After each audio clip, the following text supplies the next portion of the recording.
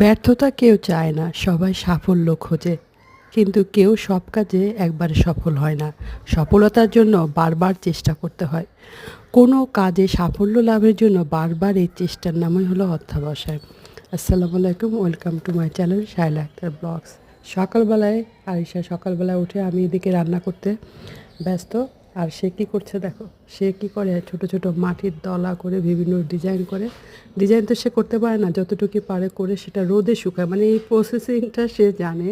দেখে আমার ভালো লাগে যে রোদে শুকানোর পরে সে রং করে। সে এটা বুঝে যে একটা জিনিস শেপ করে ভালো করে রোদে শুকালে সেটা যদি রং করা হয় সুন্দর একটা মাটির জিনিস হয়ে যায়।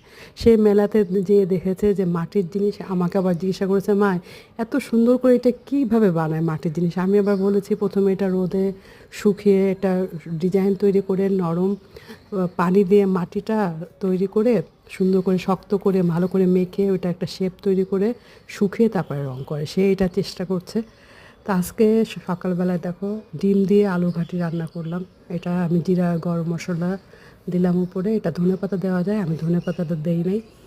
তো হ্যাভ এ গুড ডে, আল্লাহ হাফেজ সবাইকে।